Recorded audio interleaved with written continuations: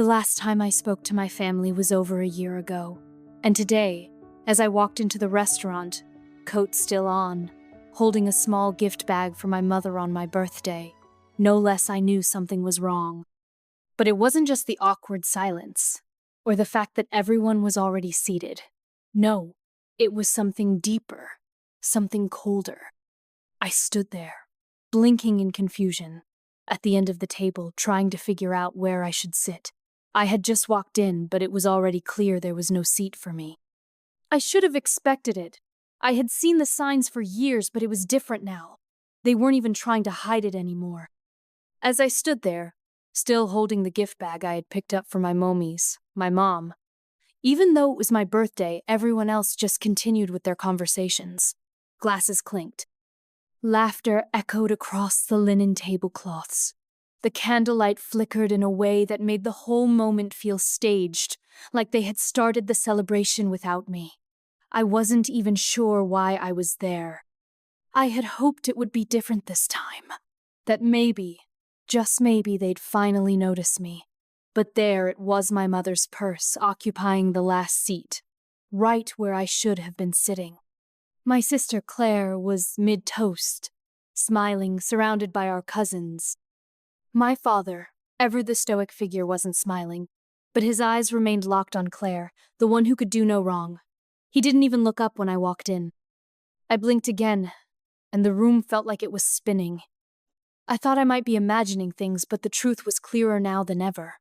They had chosen this. They had chosen to leave me standing at the edge, invisible in my own family's celebration. I looked around. My uncle avoided eye contact. My cousins glanced over with half-hearted sympathy, their faces twisted between awkward smiles and I don't know what to do looks. Then there was my mother. She lifted her wine glass slowly, the smirk on her face barely concealed as she said, "The floor suits you, doesn't it?" The words hung in the air like a weight I wasn't prepared for. And then they laughed. It was the kind of laughter that wasn't real. Shallow, polite laughter. The kind you give when you don't know what else to do. When the tension is so thick you have to break it somehow. And I stood there. No one said anything. No one got up. No one pulled out a chair. I didn't wait for an apology. I didn't wait for them to see the hurt I knew was written all over my face. I was done waiting.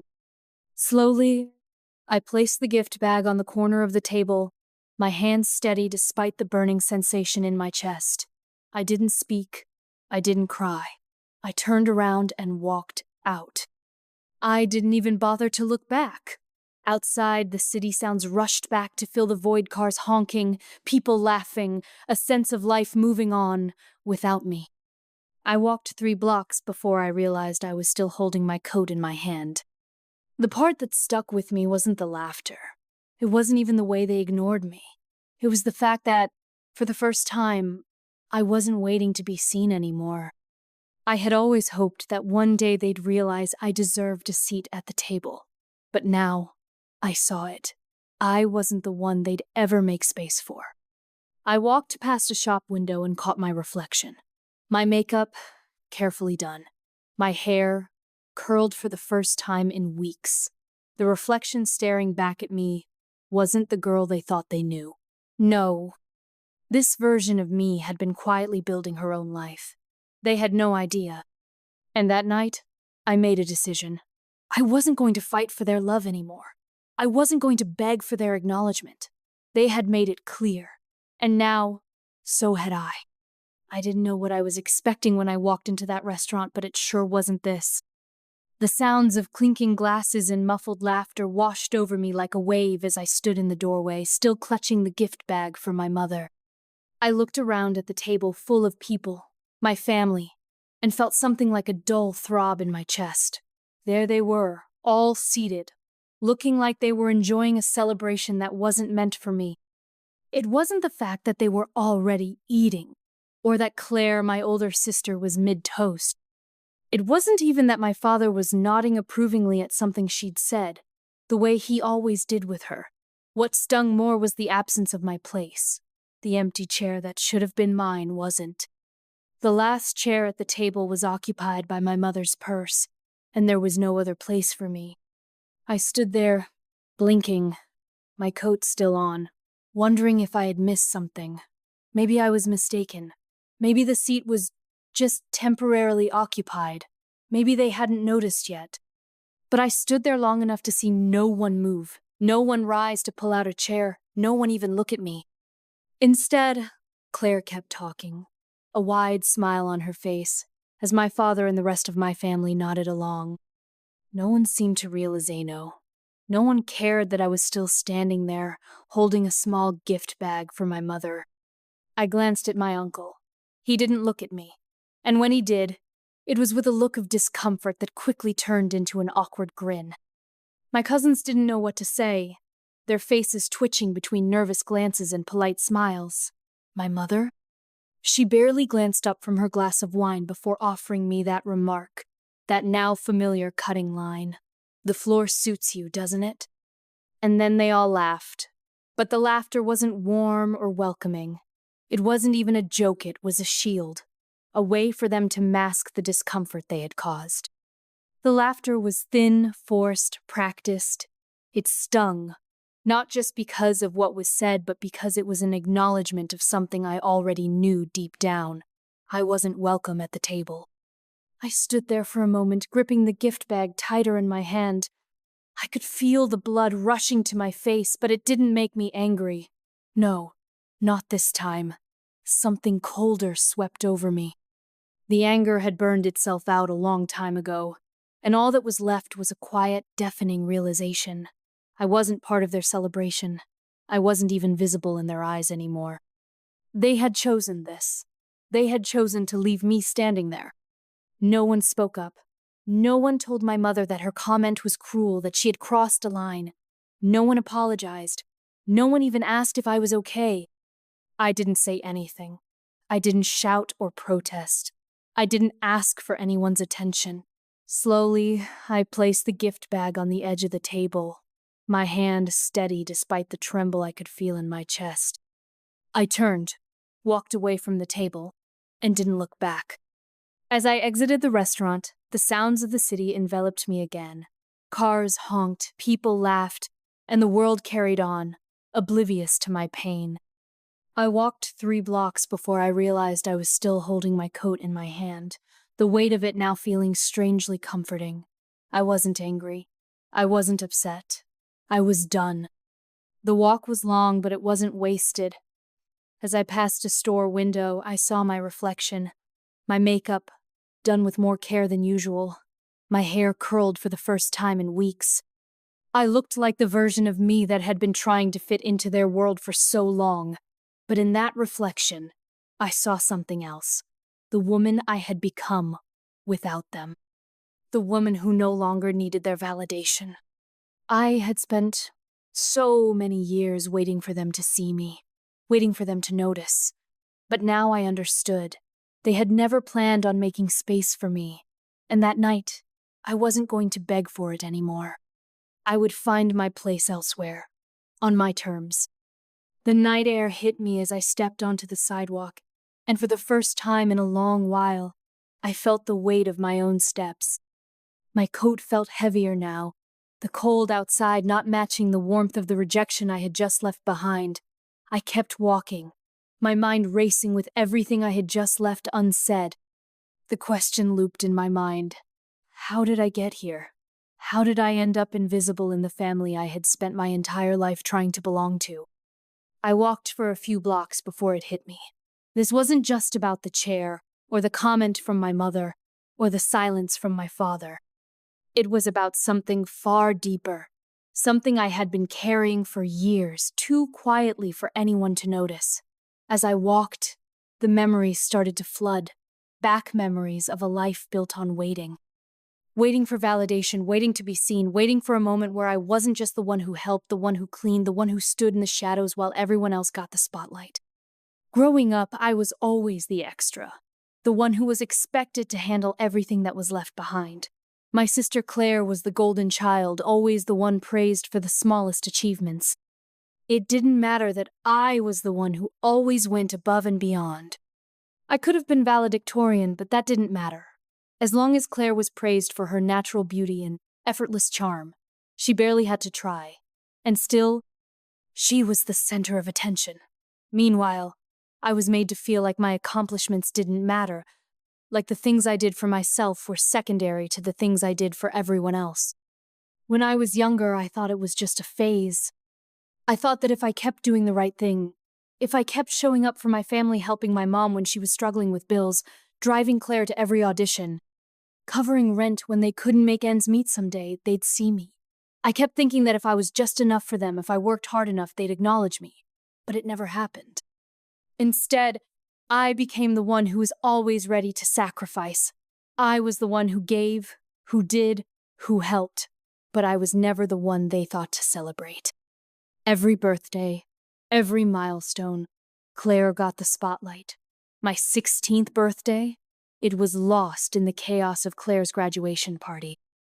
My mother had spent the entire day helping Claire get ready, and when it was time for my cake, it was Claire's friends who sang louder than mine.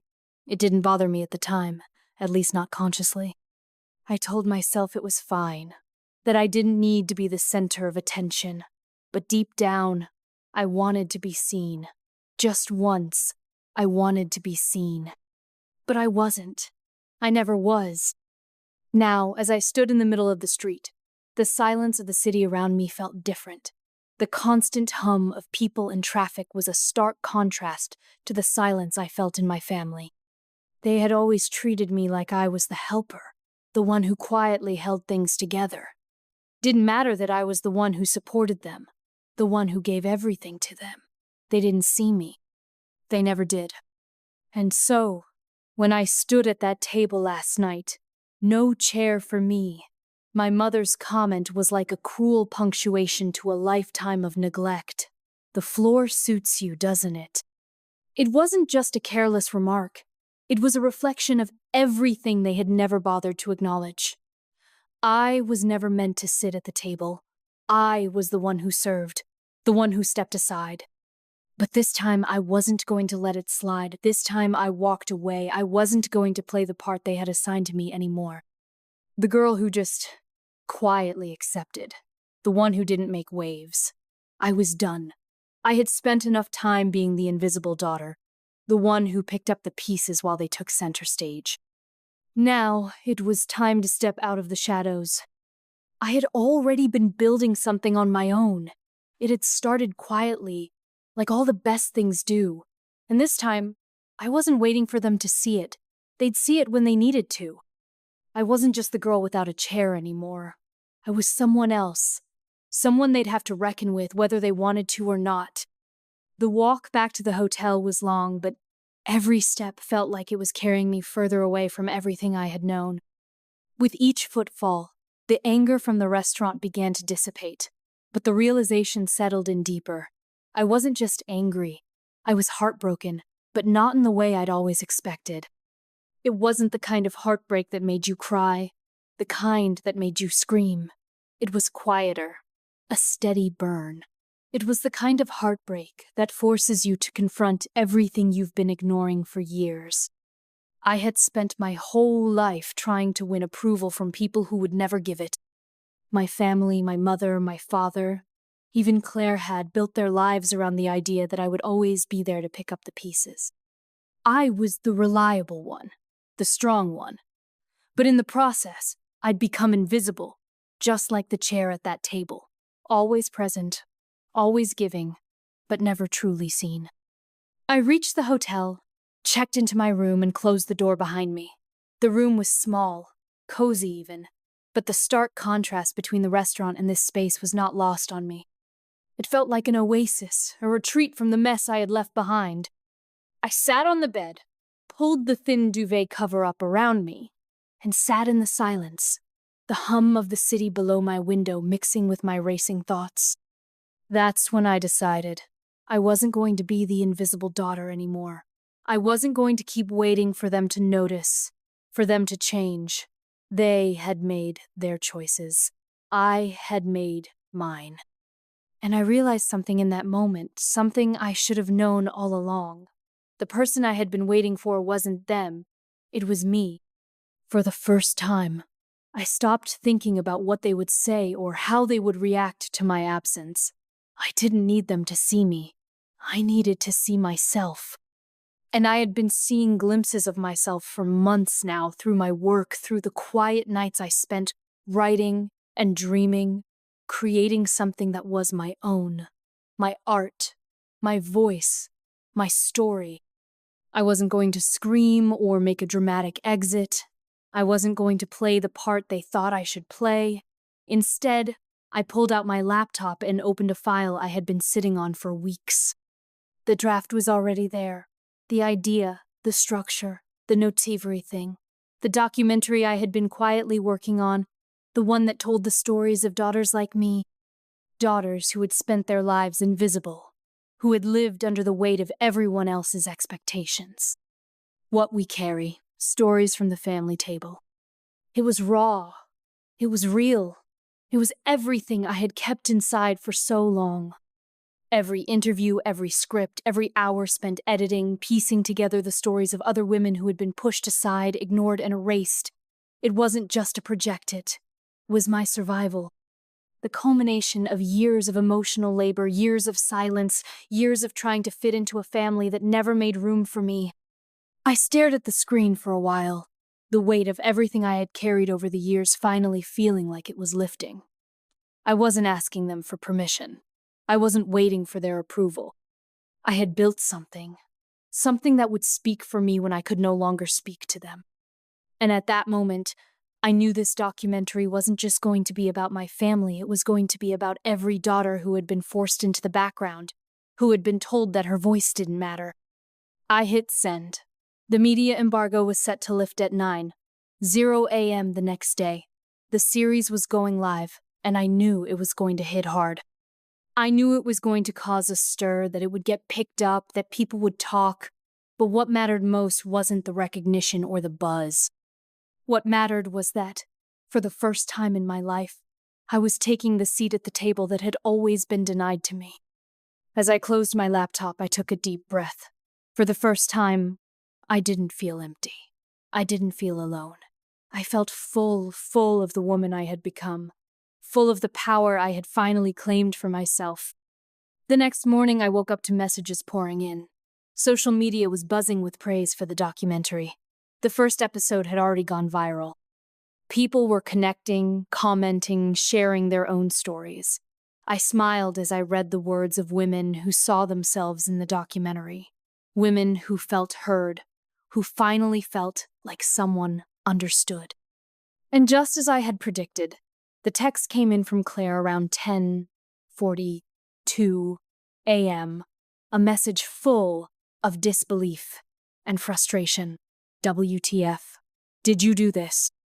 But this time, I didn't reply. I didn't need to. They would see me now, but not in the way they had always wanted to.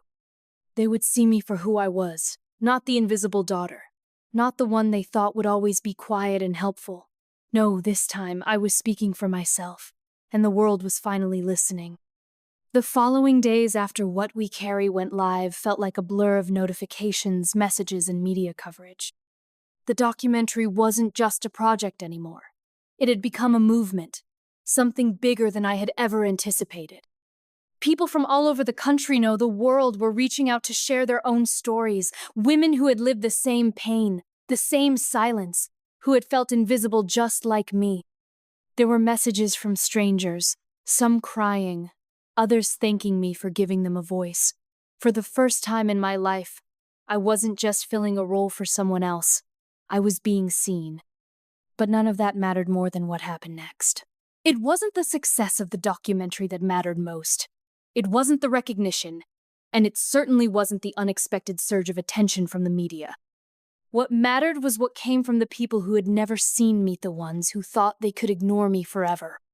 My phone rang just after noon. I didn't check it at first. Instead, I went through the comments on the documentary streaming platform, scrolling through the flood of messages.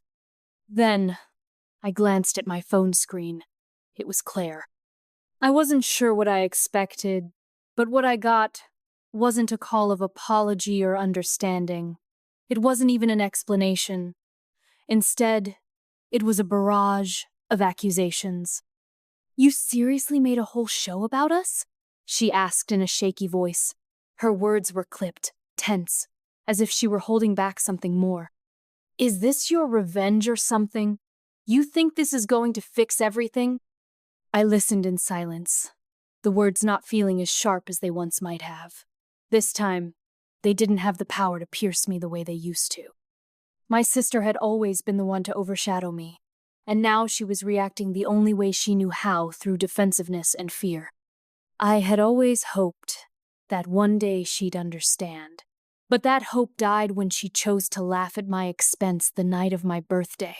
Now, I realized that no apology would come from her, not because she didn't care, but because she didn't understand. I didn't respond right away. Instead, I let the silence stretch between us, the words hanging in the air, the silence that had filled every family dinner, every gathering, every birthday, the same silence that had defined my life, and it wasn't mine anymore. I didn't explain myself. I didn't apologize for telling my truth.